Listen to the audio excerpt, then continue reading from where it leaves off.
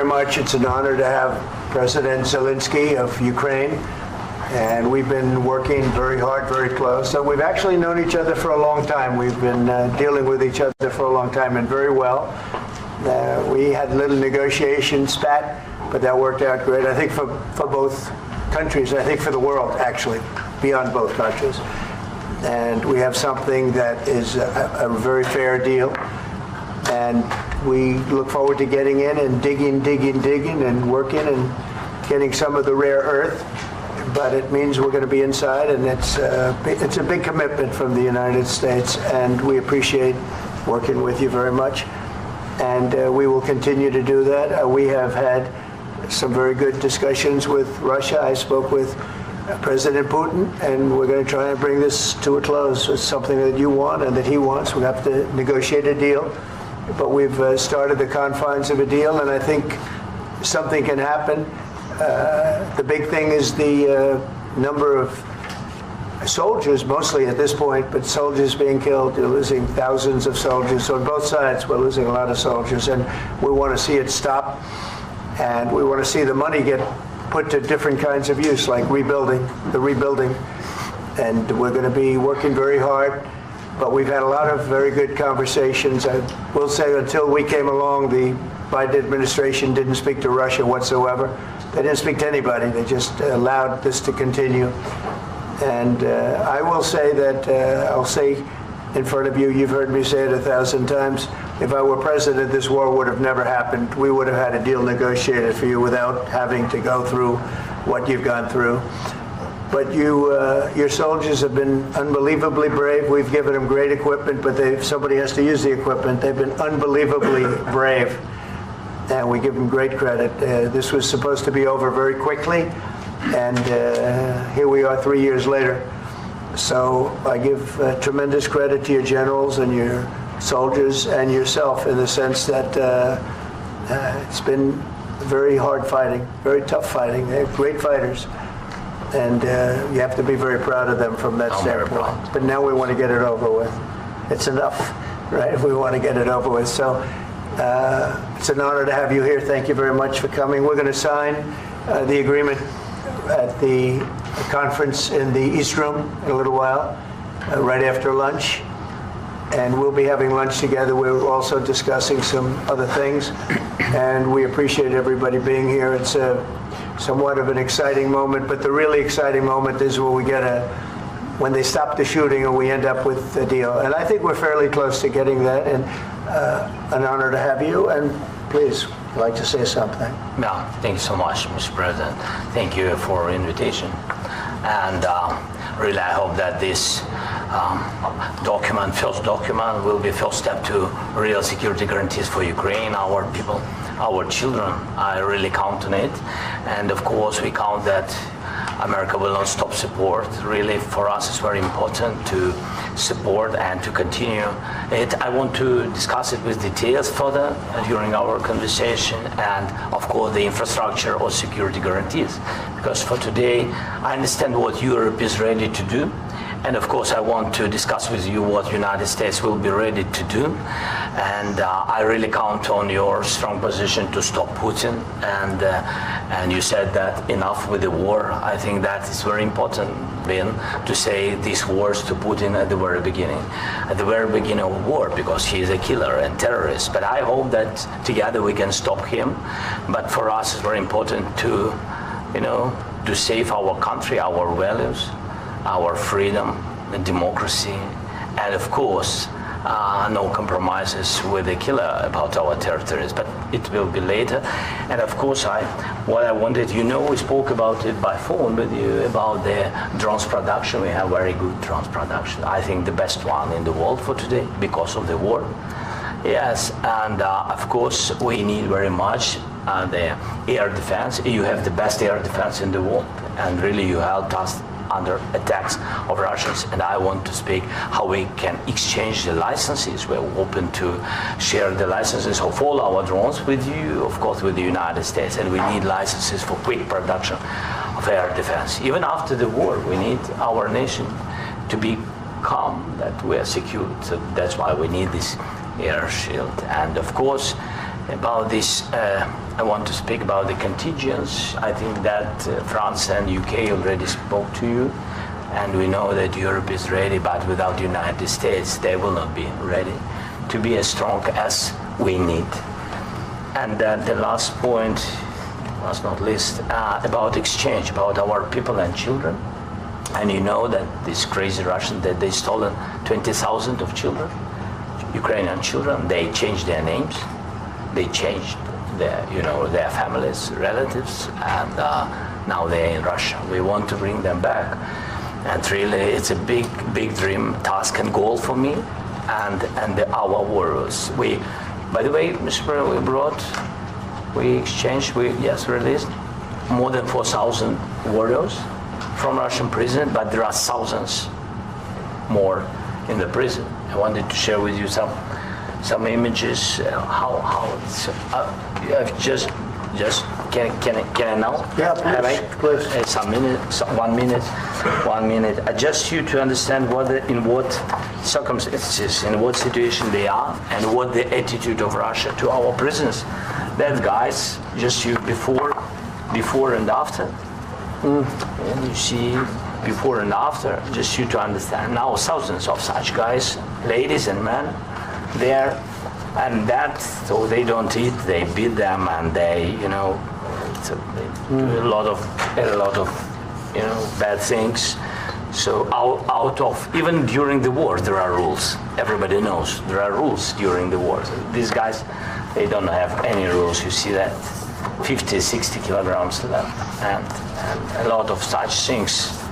And I didn't want to show you what the changes with images of children, because I will just share with you. And I mean, it's looking tragic. Yeah, that's tough stuff. I wanted very much to give you, and you see. Yeah. This is pastor, by the way. They stolen pastors because it's not Russian church. They stolen pastors and moved pastors to the prison. At the end of last year, we brought 3 pastors, and we could exchange them. And this is pastor, you see. Yeah, that's tough. Yeah. So I mean, this I wanted to show you, and this. So thank you very much. We want to get that ended, right? Yeah. Of course. We want. I think we will. And we have to, of course. Do you have any questions, please? Thank you, Mr. President. With how much money is the U.S. going to put into the fund that is being created today, and how does this provide long-term security for Ukraine? Well, we don't know exactly how much, because we're going to be putting some money in a fund that we're going to get from the raw earth that we're going to be taking and sharing in terms of revenue. So it's going to be a lot of money. A lot of money will be made from the sale and from the use of raw earth. And as you know, our country doesn't have much raw earth. We have a lot of oil and gas, but we don't have a lot of the raw earth. And what we do have is protected by the environmentalists, but that can be unprotected. But still, it's not very much. They have among the best in the world in terms of raw earth. So we're going to be using that, using it for all of the things we do, including AI and including weapons and the military, and it's really going to very much satisfy our needs. So it's something that just worked out really well. We have a lot of oil, and we have a lot of gas, we have a lot, but we don't have raw earth. So this has just about every component of the raw earth that we need for computers, for all of the things we do.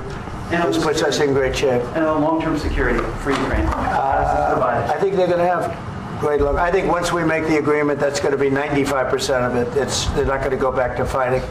I've spoken with President Putin, and I feel very strong. I've known him for a long time, and I feel very strongly that they're very serious about it. And everyone's talking about the other day, all they talked about was security. I said, let me make the deal first.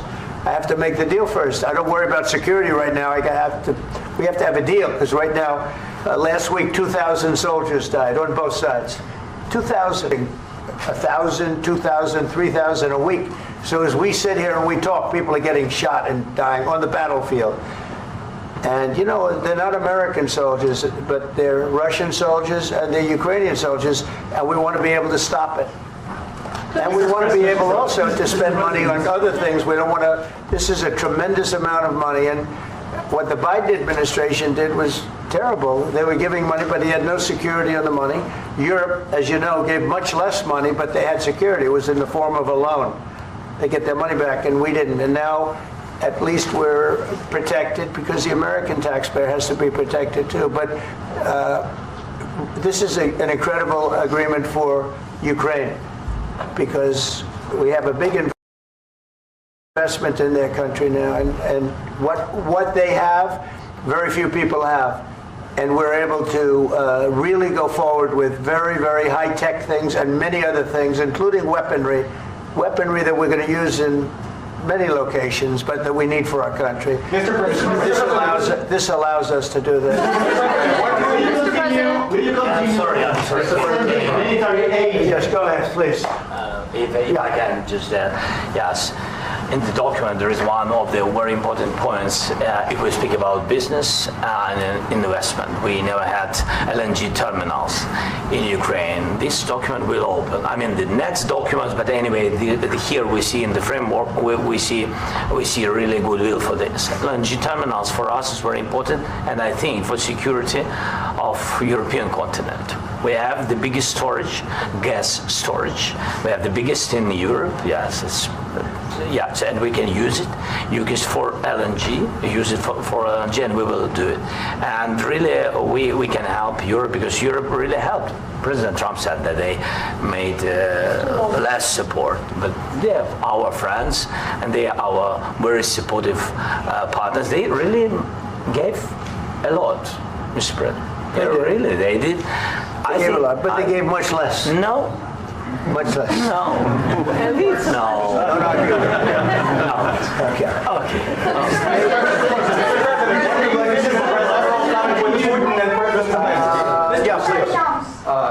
Mr. President Trump, you have repeatedly called the deal with Ukraine as a historical one. And as a President of the United States, you make historical decisions in other issues which affect America and other world. So what place in the world history do you want to take?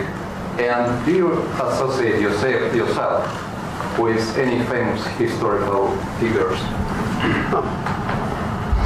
Yeah, I'd say George Washington, Abraham Lincoln. I would say I'm far superior to George Washington and Abraham Lincoln.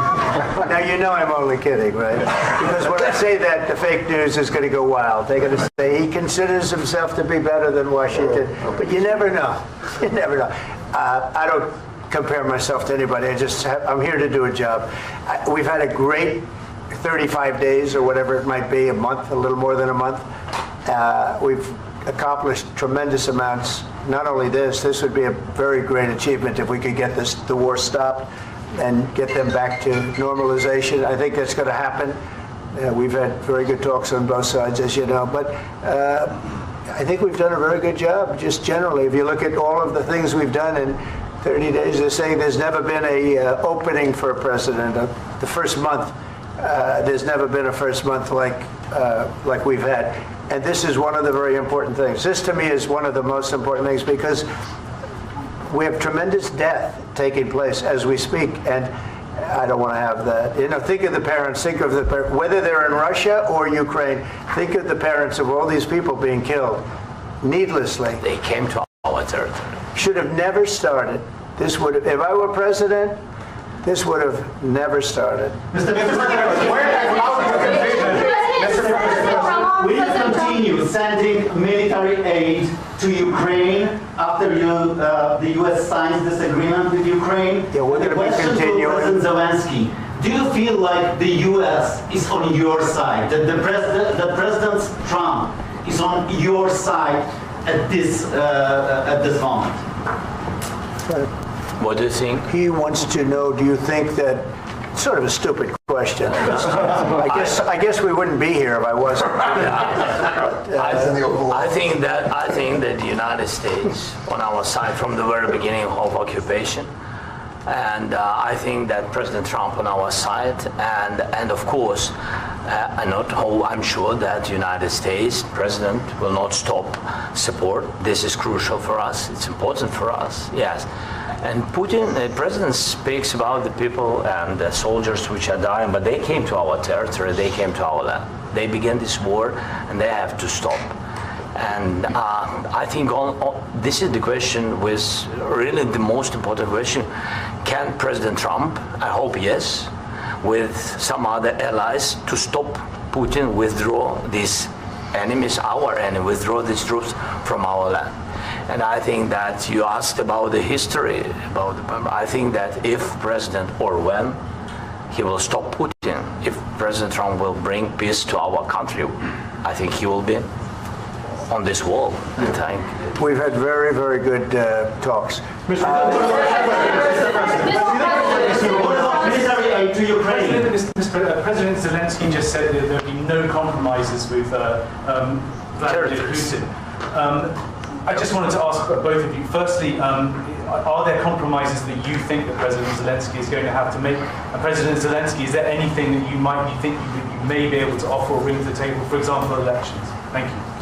I think you're going to have to always make compromises. You can't do any deals without compromises. So certainly he's going to have to make some compromises, but hopefully they won't be as big as some people think you're going to have to make. That's all. That's all we can do. I'm here as an arbitrator, as a mediator to a certain extent between two parties that have been very hostile. To put it mildly, they've been very hostile. This has been a vicious war. This has been a vicious war. You know, it's a very level battlefield, and those bullets go out, and as I've said many times, we were talking about it with Pete, many times the only thing stopping those bullets is a human body. And in the case we're talking about, generally young human bodies are stopping a lot of bullets. It's dead level. That's why it's great farmland. It's great land. It's great farmland, but there's very little protection against the bullets that are being, and other things that are being shot. So all I can do is see if I can get everybody at the table and get an agreement. I think we're going to end up with an agreement. Otherwise, I wouldn't probably be even here today. Mr. President, I've got two questions for you. You think ultimately your legacy will be the peacemaker and not the president that led this country into another war and ended foreign wars? And I've got a question. I hope it will. I mean, I hope I'm going to be remembered as a peacemaker. This would be a great thing if we could do this. I'm doing this to save lives more than anything else. Second is to save a lot of money, but I consider that to be far less important. So I hope I'm going to, thank you, Brian, for that question. It was a nice question. I hope I'll be known and recognized as a peacemaker. This would be a great thing to solve. This is a very dangerous situation. You know, this could lead to a third world war. This was headed in the wrong direction. If this election were lost, if we didn't win this election, and by we won it by a lot, that was a mandate. We won every swing state. We won the popular vote by millions and millions of votes. We won everything. The districts, you look at the areas of red, take a look at a map. This was a big mandate, and this was one of the things I said, we're going to get this thing settled.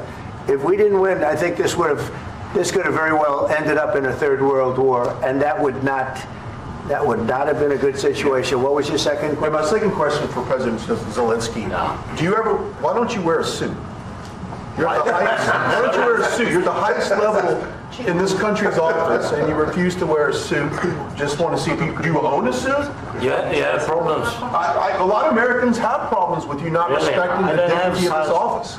I will wear a costume after this war will finish. Okay. Yes, maybe one. Maybe something like yours. Yes. That'd be great. Maybe something better. I don't know. We will see. Maybe something cheaper than. Yeah. Thank you. Thank you. Thank you, President Trump. You said yesterday that you. Are you going to send more arms to Ukraine in case there's no peace? Yeah, we're going to have arms to Ukraine, yeah, sure. Hopefully I won't have to send very much, because hopefully we're going to have it finished. We're looking forward to finishing this quickly. We're not looking forward to sending a lot of arms. We're looking forward to getting the war finished so we can do other things. But we very much appreciate the agreement, because we needed what they had, and we're treating, our country is now treated fairly. Biden didn't do that. This should have never started. But, sure, the answer is yes, but hopefully we won't have to send much because I'm looking forward to getting it done quickly, very quickly. Does that mean you'll provide security? I don't want to talk about security yet because I want to get the deal done. You fall into the same trap like everybody else. A million times you say it over and over. I want to get the deal done. Security is so easy. That's about 2% of the problem. I'm not worried about security. I'm worried about getting the deal done. The security is the easy part. Security is very nice. Everybody stops shooting. And now will Europe put people there? I know France is going to. I know the UK is going to. I know other countries are going to, and they happen to be right next door. We haven't committed, but we could conceivably. We have security in a different form. We'll have workers there digging, taking the raw earth so that we can create a lot of great product in this country. So in that sense, you have something, but we haven't determined that yet. I will say, in speaking to France and in speaking to, and they were here, as you know, last week and just the other day, they have committed to a lot of security. I don't think you're going to need much security. I think once this deal gets done, it's over. Russia's not going to want to go back, and nobody's going to want to go back. When this deal ends, I really believe this deal is going to be over. Question? Please go ahead. Thank you, Mr. President, thank you. You had Joseph Macron and Keir Starmer at the White House this past week, both of whom praised your courage and conviction to lead the pathway towards peace. Yes. Part of that involved, though, re-engaging Russia in diplomatic relations, something that previous leaders lacked the conviction to do so. What gave you the moral courage and conviction to step forward and lead that? Well, I love this guy. Who are you with? One American News, sir. Well, that's why I like him. One American News does a great job. I like the question. I think it's a very good question. It's a pathway to peace. It's a pathway to getting something solved. And I feel that as the head of this country, I have an obligation to do that. Plus, we're very much involved. We got involved. It's too bad we got involved because there should have been no involvement because there should have been no war. And there shouldn't have been October 7th. That would have never happened. As you know, Iran was broke. They had no money to give to Hezbollah. They had no money to give to Hamas. They were stone cold broke. And then under Biden, they became rich as hell. They went from no money to $300 billion in a period of 4 years. And they gave a lot of that money away, and you see what happened. And that's a real mess also that we hope to be able to solve. But no, I appreciate your question very much. It's just, I feel I have an obligation to try and do something to stop the death. If I can answer. Yes, if I can answer. Please, Sorry. Please. And I do like your clothing, by the way. Yeah, really? Even though I think he's a great guy, by the way. But I don't know if you two like each other. But you know what? I think I like this guy. I think he's dressed beautiful. So I have more serious things than answer on such questions. I will answer on more serious questions if I can. Yeah. So please, about security guarantees.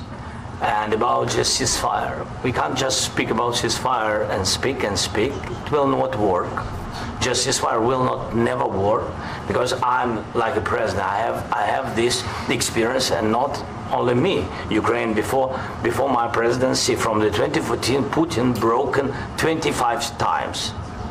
25 times he broken his own signature. 25 times he broken ceasefire. But he never broke to me. He never broke. No, you were the president.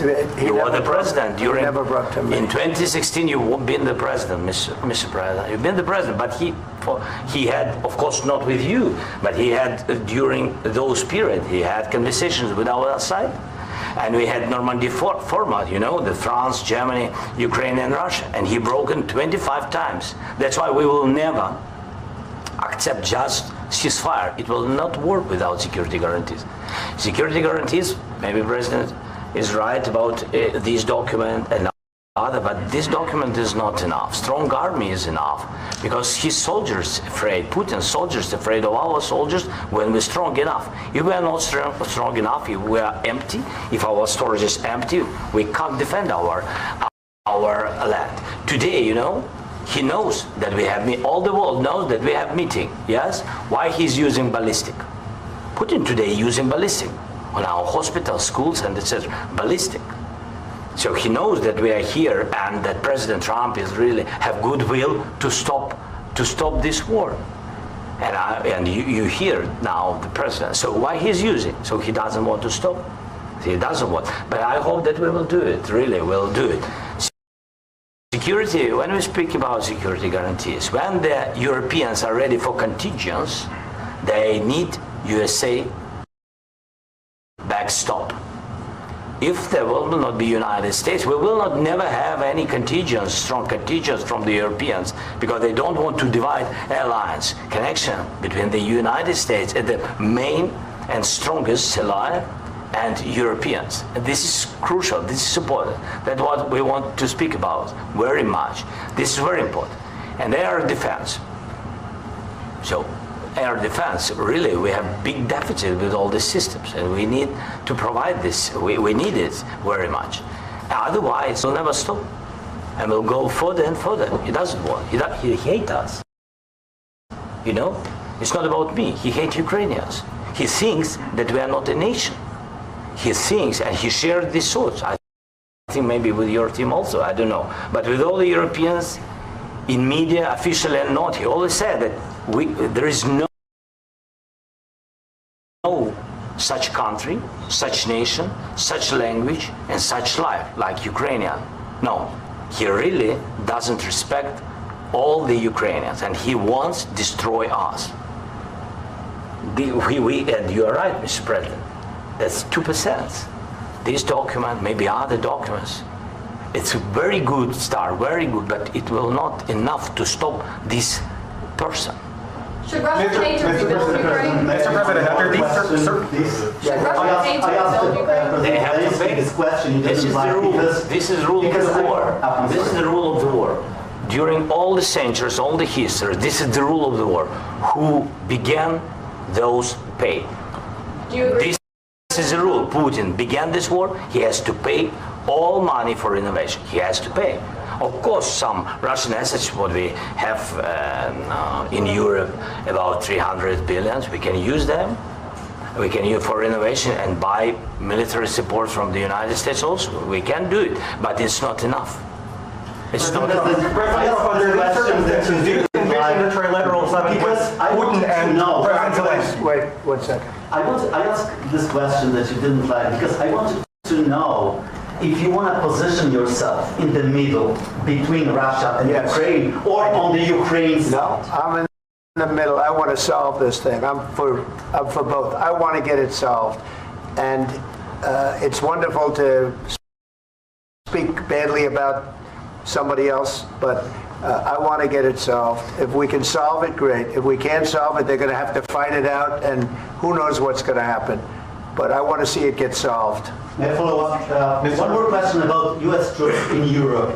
After Russian invasion of Ukraine, your predecessor sent additional troops to Eastern Europe, including Poland, my country. Yeah. Are you committed to keeping these troops on the eastern flank of NATO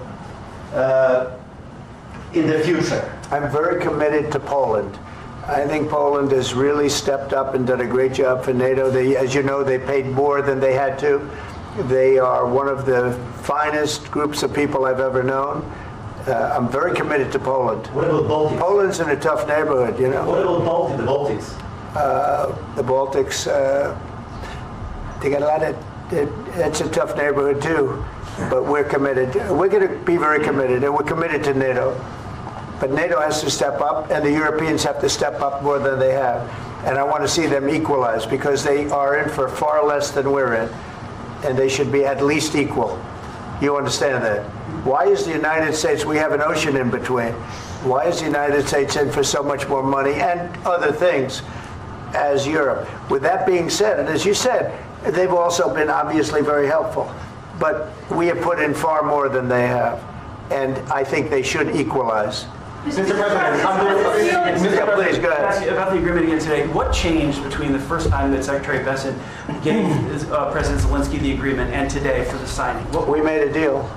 So What was the deciding factor? I'm a business person. We made a deal. That's what changed. A lot of minerals. I didn't think we were going to make a deal, and We ended up making the deal, so that changed. Mr. President, what and how do you envision a trilateral summit with President Zelensky and Putin? I don't know. But well, they don't like each other, I can tell you that. Okay? They do not like each other. This is not a love match. And it's unfortunate. That's why you're in this situation. The United States should not have allowed this to happen. Okay? The United States, run by a man that didn't know much. I'm going to be very nice. Run by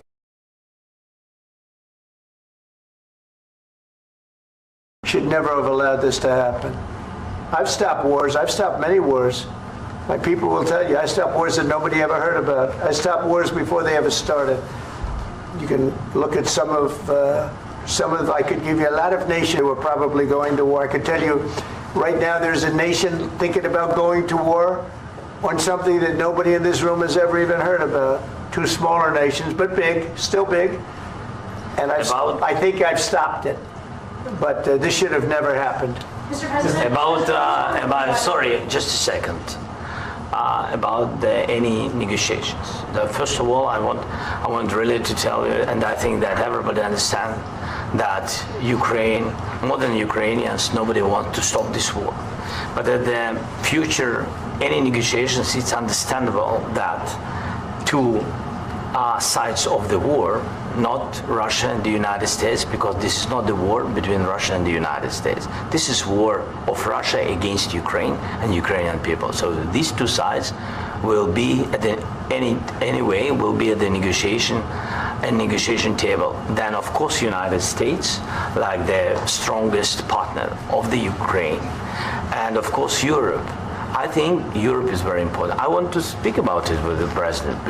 Yes, Europe is very important for us because we really defend Europe for today. All Europeans really recognize that we are defending line and they have real life and our people are dying. That's why they helped us. And also it's about the NATO. Yes, between, like the President said, you have big, nice ocean. Yes.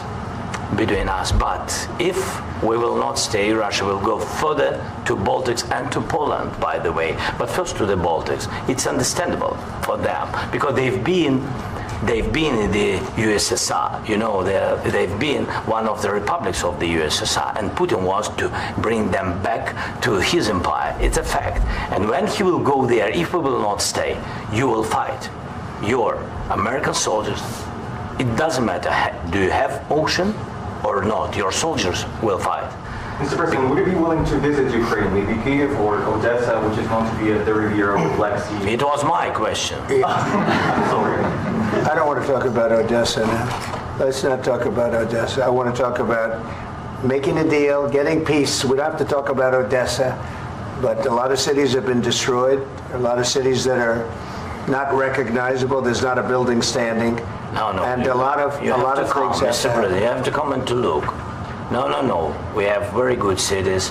Yes, a lot of things have been destroyed, but mostly cities alive and people work and children go to school. Sometimes it's very difficult. Sometimes closer to front line, children have to go to underground schools or online, but we live.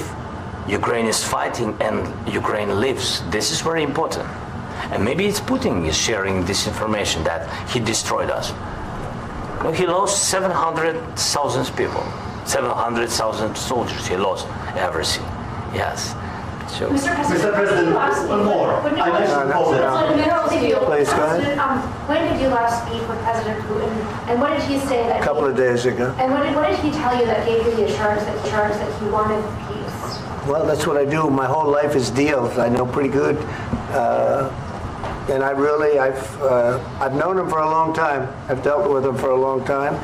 He had to suffer through the Russia hoax. You know, Russia was a hoax. It was all Biden. It was nothing to do with him. So he had to suffer through that, and he was able to do that. I think that he wants to make a deal, and he'd like to see it end. That's all I do. That's what I do. My whole life, that's what I do is make deals. And I'm in the middle of a mess because this is a real mess. It's a very dangerous one. If this doesn't get solved now, it's not going to get solved for a long time. So I hope we're going to get it solved. In the back, please. Thank you, Mr. President. Prime Minister Starmer claimed repeatedly that his government believes in free speech and was not engaged in censorship. But his country's government arrests people for memes and thought crimes, and even more worrisome is pressuring American companies to censor Americans on his behalf. How can he be a reliable, trustworthy partner when he says things that are demonstrably false on such an important topic? Well, we actually spoke to him about that yesterday, and we thought they took it very, very much too far. JD was very strong on it. So was I. So was Marco, and we've been speaking to him about it. Marco, would you like to say something about that? Yeah, we have concerns, obviously, with the conduct of those, particularly as it impacts Americans. And there's real concern that American speech, which is online, could fall into the hands of British or any country's jurisdiction. And so this is a point the Vice President made at Munich, and I think is a very compelling one, that what unites us with Europe, as much as anything else, is these shared values, and one of them being free speech. And so if Americans are threatened by it, we're going to need to take action in that regard. Mr. President. It's actually a very important question. We spoke about this in detail with the Prime Minister, the Foreign Secretary, and others at lunch yesterday. And I know that Secretary of Commerce Lutnick followed up in private meetings last night. This is really important. We believe Americans have the right to speak their mind, even if we in this room disagree with them. They have the right to speak their mind in the public square, which is often online these days.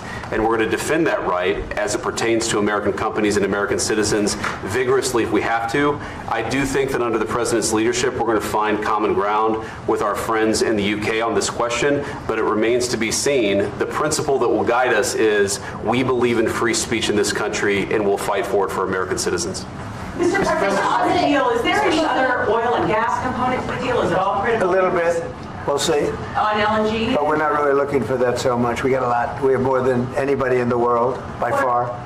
So no, we're not talking about it too much, but a little bit. I think it affects also, but for the most part, no. And sir, is there any agreement from Ukraine to purchase U.S. LNG as part of the deal, or is that on the table at all? No, we don't need that. Mr. President, I just wanted to ask you about, you just mentioned that you'd spoken to Vladimir Putin a couple of days ago. Just to be clear, that's a new call, not the one that you... I've spoken to him on numerous occasions. Okay, and how was the latest call? What did you discuss? How did it go? Are you serious with that question? I am. I'd love to know. It went well. I think we're going to have a deal. On the minerals deal, Mr. President, some of those minerals are in the east of Ukraine, not far from the front lines and in areas that Russia has occupied. Will you direct President Putin to withdraw his forces from those areas if there's U.S. interest? Well, we'll take a look at the time. We have a lot of area. It's a very big area we're talking about, so we'll take a look. I'll study that and I'll see. And who would protect those minerals if they are U.S. interests? Would that be Ukrainian forces? They'll be protected. European The agreement forces? will protect them. U.S. The forces? agreement, yeah, we're signing an agreement. Right, but what if Russia tries to invade or there's Russian aggression in those spots? I just told you I don't think that's going to happen. And if that were going to happen, I wouldn't make a deal. If I thought that was going to happen, I wouldn't make a deal. Some people may wonder why. They ought to focus on CNN on survival, not asking me these ridiculous questions. Focus on surviving, because CNN's got such low ratings. I don't think they're going to survive. Let's go. I already mentioned Poland. Poland was under Russian control for decades after the Second World War. When I was a kid, I looked at the United States, talking with my friends in Poland, and they are worried that you align yourself too much with Putin. What's your message for them? Well, if I didn't align myself with both of them, you'd never have a deal. You want me to say really terrible things about Putin and then say, "Hi, Vladimir, how are we doing on the deal?" That doesn't work that way. I'm not aligned with Putin. I'm not aligned with anybody. I'm aligned with the United States of America. And for the good of the world, I'm aligned with the world. And I want to get this thing over with. You see the hatred he's got for Putin. It's very tough for me to make a deal with that kind of hate. He's got tremendous hatred.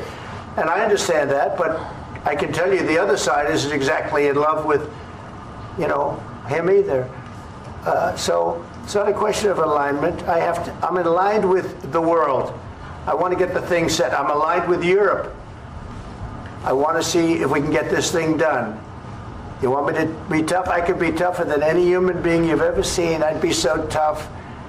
but you're never going to get a deal that way. So that's the way it goes. All right, one more question. Hey, I want to respond to this. So look, for 4 years in the United States of America, we had a president who stood up at press conferences and talked tough about Vladimir Putin, and then Putin invaded Ukraine and destroyed a significant chunk of the country. The path to peace and the path to prosperity is maybe engaging in diplomacy. We tried the pathway of Joe Biden of thumping our chest and pretending that the President of the United States' words mattered more than the President of the United States' actions. What makes America a good country is America engaging in diplomacy. That's what President Trump is doing. Can I ask you? Sure. Yeah? Yeah. Okay.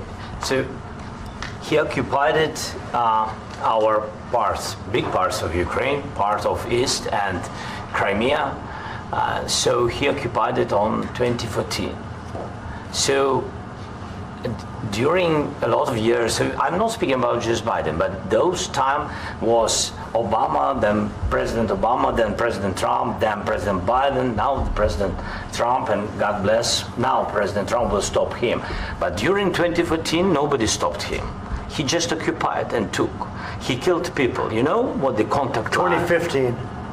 2014 and 2014. 2014. Yeah. So I was not here. Yeah, but that's exactly right. Yes, but during 2014 till 2022, yeah, the situation the same. The people have been dying on the contact line. Nobody stopped him. You know that we had conversations with him, a lot of conversation, my bilateral conversation, and we signed with him, me, like a new president. In 2019, I signed with him the deal.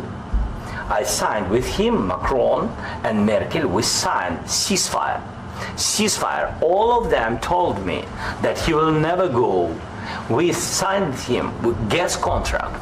Yes, but after that, he broken this ceasefire. He killed our people and he didn't exchange prisoners. We signed the exchange of prisoners, but he didn't do it. What kind of diplomacy, JD, you are speaking about? What do you mean?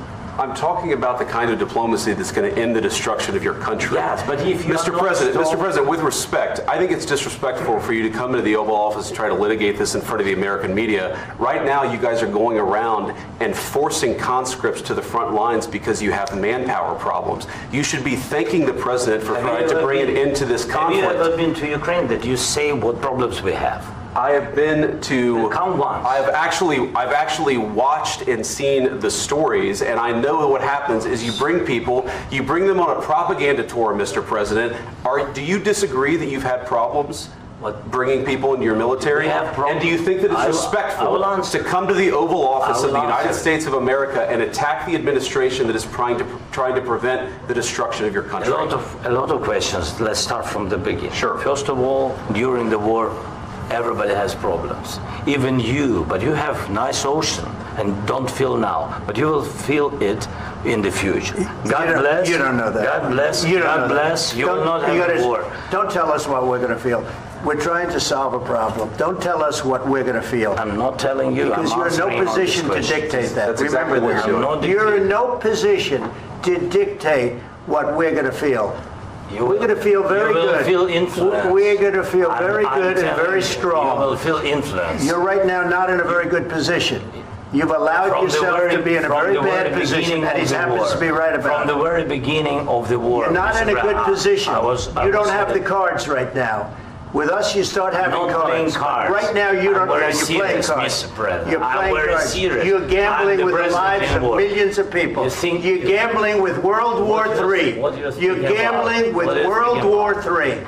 And what you're doing is very disrespectful to the country, this country, that's back to you, far more than a lot of people said they should have. Have you said thank you once? This a lot entire of meeting? times. No, in this Even entire today. meeting, have you said thank Even you? today. You went to Pennsylvania and campaigned for the opposition in October. Offer some words of appreciation for the United States of America and the president who's trying to save your country. Please, you think that if you will speak very loudly about the war, you can... He's not speaking loudly. He's not speaking loudly. Your country's in big trouble. Can I Wait a answer? minute. No, you've done a lot of talking. Your country is in big trouble. I know. You're not winning. I know. You're not winning this. you have a damn good chance of coming out okay because of us. Mr. President, we are staying in our country, staying strong from the very beginning of the war. We've been alone, and we are thankful. I said thanks you haven't in been this alone. cabinet, You and haven't not been only alone. in this cabinet. We gave you, through I this said stupid thank- president, $350 billion. You voted we gave for you your military president. equipment, You and you voted men for are your brave, but they had to use our military. What about If you didn't have You our invited military me- equipment, you invited if me you to didn't speak. have our military equipment, this war would have been over in 2 weeks. In 3 okay? days, I heard it from Putin. In 3 days, this is something Maybe new. less. In 2 weeks, of course, yes. It's going to be a very hard thing to do business like this. I Again, tell you. just say thank you. I said a lot of Except times that there, thank you except to that- American people. Except that there are disagreements, and let's go litigate those disagreements rather than trying to fight it out in the American media when you're wrong. We know that you're wrong. But you see, I think it's good for the American people to see what's going on. I understand, sir. I think it's I very understand. important. That's why I kept this going so long. You have to be thankful. You don't have the I'm cards. thankful. You're buried there. Your people are dying. tell you You're again, running I low know. on soldiers. Don't- Listen, don't please, you're running Mr. low on President. soldiers. It would be a damn good thing. Mr. And President. then you tell us, I don't want a ceasefire. I don't want a ceasefire. I want to go, and I want this. Look, if you could get a ceasefire right now, I tell you, you'd take it so the bullets stop flying and your men stop getting killed. Of course, we want to stop the war. But you're I saying said- you don't want a ceasefire. But I said to you, I want a ceasefire. with guarantees. Because you'll get a ceasefire faster than an agreement. Ask our people about ceasefire, what they think. That wasn't Doesn't with matter me. for you what- That what wasn't this with me. means. It That was wasn't with with you. a guy named Biden who was not a smart person. This That is was your- with, that this was is with your Obama. president. It was your president. Excuse me. That was with Obama, who gave you sheets, and I gave you javelins. Yes. I gave you the javelins to take out all those tanks. Obama gave you sheets. In fact, the statement is Obama gave sheets and Trump gave javelins. You got to be more thankful, because let me tell you, you don't have the cards. With us, you have the cards. But without us, you don't have any cards. One more question to Mr. Vice President.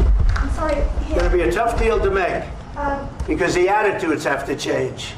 what if Russia breaks ceasefire? What if Russia breaks peace talks? What do you do then? I understand that it's a heated conversation right now. What are you but saying? what She's if asking, what if Russia Putin breaks the ceasefire? What if anything? What if a bomb drops on your head right now? But they have Okay? broken ceasefire. What if they broke it? I don't know. They broke it with Biden because Biden, they didn't respect him. They didn't respect Obama. They respect me. Let me tell you, Putin went through a hell of a lot with me. He went through a phony witch hunt where they used him and Russia.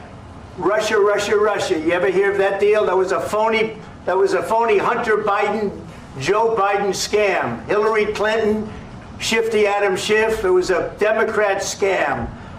And he had to go through that. And he did go through it. We didn't end up in a war. And he went through it. He was accused of all that stuff. He had nothing to do with it. It came out of Hunter Biden's bathroom. It came out of Hunter Biden's bedroom. It was disgusting. And then they said, oh, the laptop from hell was made by Russia. The 51 agents. The whole thing was a scam. And he had to put up with that. He was being accused of all that stuff. All I can say is this. He might have broken deals with Obama and Bush, and he might have broken them with Biden. He did, maybe. Maybe he didn't. I don't know what happened. But he didn't break them with me. He wants to make a deal. I don't know if you can make a deal. The problem is, I've empowered you to be a tough guy. And I don't think you'd be a tough guy without the United States. And your people are very brave. But you're either going to make a deal or we're out. And if we're out, you'll fight it out. I don't think it's going to be pretty, but you'll fight it out. But you don't have the cards. But once we sign that deal, you're in a much better position. But you're not acting at all thankful. And that's not a nice thing. I'll be honest, that's not a nice thing. All right, I think we've seen enough. What do you think? What's this negotiation? This is going to be great television, I will say that. All right. We'll see what we can do about putting it together. Thanks. I need the back of the chair. Negotiate, given that. We'll see. I don't know.